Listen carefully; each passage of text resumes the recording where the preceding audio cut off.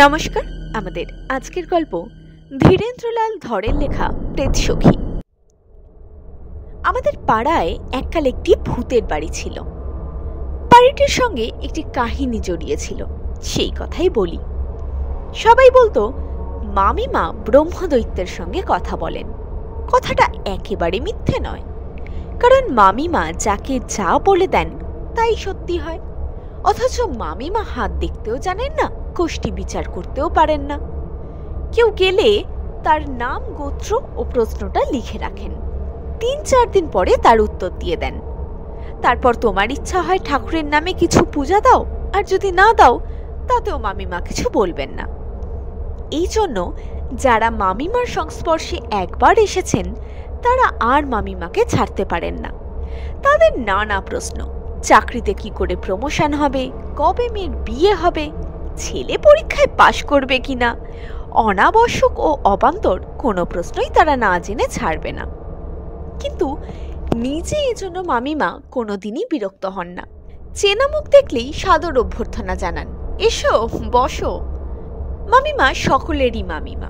মেয়ে বলে মামিমা, মেয়ের মাও বলে মামিমা, কিন্তু কার যে তিনি মামিমা ছিলেন তা কেউ জানে না। বয়সও যে তার কত তার খোঁজও কেউ রাখে না। তবে আবাল বৃদ্ধ নির্বিকারে তার পায়ের ধুলো নেয়। মামিমার ওই শ্রদ্ধার মূলে হলো ওই ব্রহ্মদৈত্য। ছাদের ঘরে ঠাকুর ঘর, সেখানে নারায়ণ বিগ্রহ আছে। সেই ঘরেই মামিমা সারা রাত বসে পুজো ও জপ করেন। সেই ঘরে নাকি রাতে ব্রহ্মদৈত্য আসে, মামিমা তার সঙ্গে কথা বলেন। অবশ্য বাড়ির লোকেরা ব্রহ্মদৈত্যকে কেউ দেখেনি। তবে রাত্রে একা একা সাধারণত ভাবে শূন্য ঘরে মামিমাকে কথা বলতে অনেকে শুনেছেন। মামিমাকে জিজ্ঞাসা করলে মামিমা হাসেন, বলেন গুরুমা আসেন, তার সঙ্গেই দুটো কথা বলি। এই গুরুমার সঙ্গে মামিমার আবাল্যের অন্তরঙ্গতা। দুজনে একই গাঁয়ের মেয়ে। বিবাহের পর দুজনের দেখা সাক্ষাৎ, খোঁজ খবর কয়েক বছর লুপ্ত হয়েছিল। হঠাৎ একদিন শ্বশুর কুলের গুরু সস্ত্রী গেলেন কলকাতায়। সেই দিন গুরু পত্নী রূপে বাল্য সখীকে ফিরে পেয়ে মামিমা বড় আনন্দ পেয়েছিলেন। সেই থেকে পুরনো সখীত্ব আবার নতুন রূপে দেখা দিয়েছিল। তারপর থেকে প্রায় প্রতি বছরেই গুরুমা একবার কলকাতায় আসতেন এবং মামিমার বাড়িতে এসে উঠতেন। দেশে থাকতেও চিঠিপত্র লিখতেন, কিন্তু গুরুমার শাশুড়ি এটা মোটেই পছন্দ করতেন না। বলতেন, বারবার কলকাতায় গিয়ে অমন ভাবে শিষ্য বাড়িতে গিয়ে থাকবার দরকার কি? অমন ভাবে মেলামেশা করলে গুরুকুলের সম্মান যাবে যে। শেষে এই অপ্রীতি এমন অবস্থায় পৌঁছালো যে একটা অপঘাত ঘটে গেল। ভোরবেলা পুকুরে গুরুমার দেহ ভাসতে দেখা গেল। দুষ্টু লোকে বললে শাশুড়ি ডুবিয়ে মেরেছে। তা সে যাই হোক, মামিমা যখন খবর পেলেন তখন তার দুঃখ প্রকাশের অবকাশ নেই। তখন তার স্বামীর মরণাপন্ন অসুখ, জমে মানুষের টানাটানি চলছে। ডবল নিউমোনিয়ার তখন কোনো ভালো চিকিৎসাই ছিল না। কদিন পরেই ডাক্তারবাবু মাথা নেড়ে হতাশা জানিয়ে বেরিয়ে গেলেন। বললেন, আর কিছু করার নেই। মামিমা এতদিন আহার নিদ্রা ছেড়ে সেবা করেছিলেন, এবার তিনি ভেঙে পড়লেন। স্বামী ছাড়া এই সংসারে তার আর কেউ নেই। কি যে করবেন তিনি ভেবে পেলেন না। স্বামীকে হারিয়ে কি সুখে তিনি আর বাঁচবেন? তিনি উপোস করে মরবেন। রাত্রে ঠাকুর ঘরে গিয়ে নারায়ণের বিগ্রহের সামনে মামিমা মাথা কুটতে শুরু করলেন। ঠাকুর, এ তুমি আমার কি করলে? কয়েকদিন স্নানাহার নেই, তার উপরে রাত জেগে রোগীর পরিচর্যা আর মনের অশান্তি, সব মিলে মামিমার দেহে আর কোনো শক্তি ছিল না। ঠকঠক করে বার কয়েক মাথা ঠোকার পরেই মাথাটা কেমন যেন ঘুরে গেল।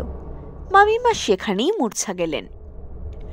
মামিমা কতক্ষণ মূর্ছিত হয়ে পড়েছিলেন কে জানে। হঠাৎ কে যেন তাকে ডেকে তুলল। চোখ মেলেই দেখেন পাশে বসে আছেন গুরুমা।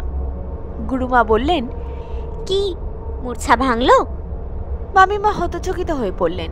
মুখ থেকে কোনো কথা বেরোলো না। গুরুমা বললেন, কি খুব ভয় করছে বুঝি? তা ভয় করলে আর কি করি বল? তোর দুঃখ দেখে থাকতে পারলাম না, তাই আসতে হলো। স্বামীকে যদি বাঁচাতে চাস তো একটা কথা বলি শোন। ঠাকুরের এই ফুলটি একটা তামার মাদুলির মধ্যে ভরে ওকে পরিয়ে দিস, আর কোনো ভয় থাকবে না। নে ওঠ। মামিমা এবার ধর্মর করে উঠে বসলেন। গুরুমা একটি ফুল দিলেন তার হাতে, বললেন, সকাল হতে আর দেরি নেই, আমি চললাম। এখনই মাদুলিটা পরিয়ে দেওয়ার ব্যবস্থা করগে যা। তোর স্বামী সেরে ওঠার পর এখানেই আমি কিছুদিন থাকবো। তোর ভয় করবে না তো? এতক্ষণে মামিমা যেন বাক শক্তি ফিরে পেলেন। বললেন, তুমি ভয় না দেখালে ভয় করবে কেন? তুমি থাকলে আমি খুশিই হব। তুমি আমার এত উপকার করলে, আর আমি তোমাকে ভয় করব? তোমার পুজো করব। আচ্ছা আচ্ছা, সে তখন দেখা যাবে। গুরুমা উঠে ঘর থেকে বেরিয়ে গেলেন। এক ঝলক ঠান্ডা বাতাস মামিমাকে আচ্ছন্ন করে ফেলল।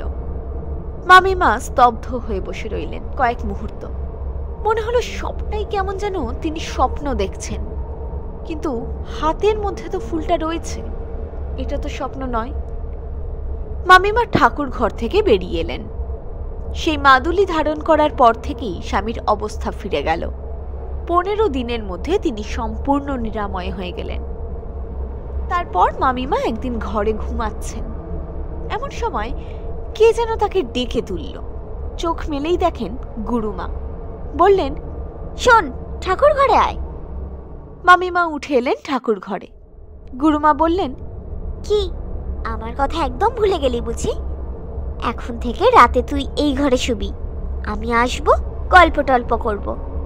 একা একা আর থাকতে পারি না। সেই দিন থেকে মামিমা ঠাকুর ঘরে শুতে শুরু করলেন। পাড়াপড়শিরা প্রথমে অনেক টিপ্পনি কাটত, কিন্তু যখন ভাড়াটেদের ছেলেকে মাদুলি দিয়ে মরণের মুখ থেকে ফিরিয়ে আনলেন, তখন থেকে মামিমাকে সবাই সমীহ করতে শুরু করলো। সে আজ প্রায় 10 বছর আগের কথা।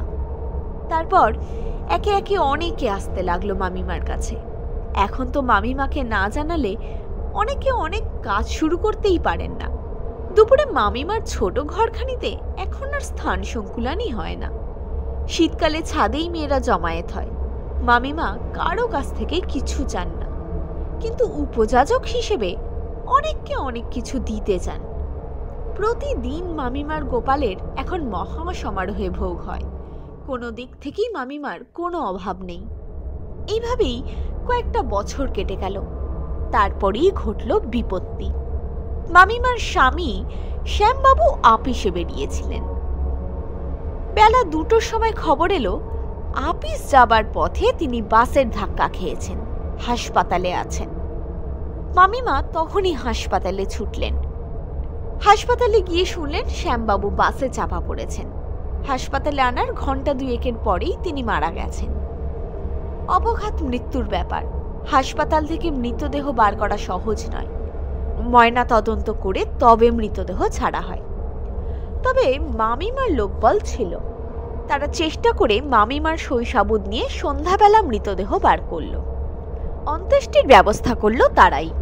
মামিমা চিতার পানে তাকিয়ে গুম হয়ে শ্মশানে বসেছিলেন। রাত 12টা নাগাদ হঠাৎ চনমন করে উঠলেন, আমি একবার বাড়ি যাই। সঙ্গে যারা ছিল তারা অবাক হয়ে গেল। সে কি, এভাবে তো শ্মশান থেকে বাড়ি ফিরতে নেই। মামিমা বললেন, আমাকে ফিরতেই হবে। মামিমা কারো কোনো কথার জন্য আর অপেক্ষা না করেই হাঁটতে শুরু করে দিলেন। মামিমা বরাবর চলে এলেন বাড়িতে। 3 তলায় উঠে গিয়ে ঠাকুর ঘরের মধ্যে ঢুকলেন। দরজা বন্ধ করে দিলেন। কিছুক্ষণ চুপচাপ কেটে গেল। তারপর হঠাৎ ঠাকুর ঘরের মধ্যে শোনা গেল চিৎকার। মামিমা কার সঙ্গে যেন উচ্চ কণ্ঠে ঝগড়া করছেন। যারা সঙ্গে এসেছিল তারা ছাদে উঠে গেল, কিন্তু ঠাকুর ঘরের দরজা বন্ধ। ভিতরে কি যে ঘটছে কিছুই বোঝার উপায় নেই। বন্ধ দরজা দিয়ে শুধু মামিমার তর্জন শোনা যাচ্ছে। তুমি যখন সব জানো, আমার এত বড় দুর্যোগের কথাটা জানতে না? নিয়তি, তোমাকে বিশ্বাস করে ভুল করেছিলাম। আজ আমি তোমার সঙ্গে একটা বোঝাপড়া করব। তারপরেই ঠাকুর ঘরের মধ্যে বাসন ছড়াছড়ি, হুটোপাটি, চিৎকার ও গোঙানি। বাইরে যারা ছিল তারা আর অপেক্ষা করতে পারল না। ডাক দিল, মামিমা, মামিমা। কোনো সাড়া নেই। ঘরের মধ্যে সহসা সব চুপচাপ হয়ে গেল। সবাই এবার দরজা ভাঙার ব্যবস্থা করল। অনেক চেষ্টা করে দরজা ভেঙে সবাই যখন ভিতরে ঢুকলো, ঘর অন্ধকার। আলো আনতে দেখা গেল সমস্ত ঘরের মধ্যে ঠাকুরের বাসন কোসন ইতস্তত ছড়ানো। ঘরখানির মধ্যে যেন একটা মল্লযুদ্ধ হয়ে গেছে। আর মেঝেতে পড়ে আছেন মামিমা। প্রথমে সবাই ভেবেছিলেন মামিমা বুঝি অজ্ঞান হয়ে গেছেন, কিন্তু তারপরেই দেখলো মামিমার দেহে প্রাণ নেই। এবার সবাই ভয় পেল। তখনই পুলিশে খবর দেওয়া হলো। 2 দিন পরে ময়না তদন্তে প্রকাশ পেল ঘাড় ভেঙে মামিমার মৃত্যু হয়েছে। কিন্তু কিভাবে যে মামিমার ঘাড় ভাঙল তা চিরদিন রহস্যময় হয়েই রয়ে গেল। যারা জানতো তারা বলল ওই ব্রহ্মদৈত্যেই মামিমার ঘাড় ভেঙেছে। তা সে যাই হোক, সেই থেকে বাড়িতে এমন ভূতের উপদ্রব শুরু হলো যে সে বাড়িতে আর কোনো মানুষ বাস করতে পারল না। দীর্ঘকাল সে বাড়ি তালাবন্ধই পড়ে রইল। কতকাল পরে কলকাতা ইমপ্রুভমেন্ট ট্রাস্ট একদিন সেই বাড়ি ভেঙে চওড়া রাস্তা বের করে দিল। এই ছিল আমাদের আজকের গল্প। যদি আজকের গল্পটি আপনাদের ভালো লাগে তাহলে অবশ্যই ভিডিওটাকে লাইক করুন এবং চ্যানেলটাকে সাবস্ক্রাইব করুন।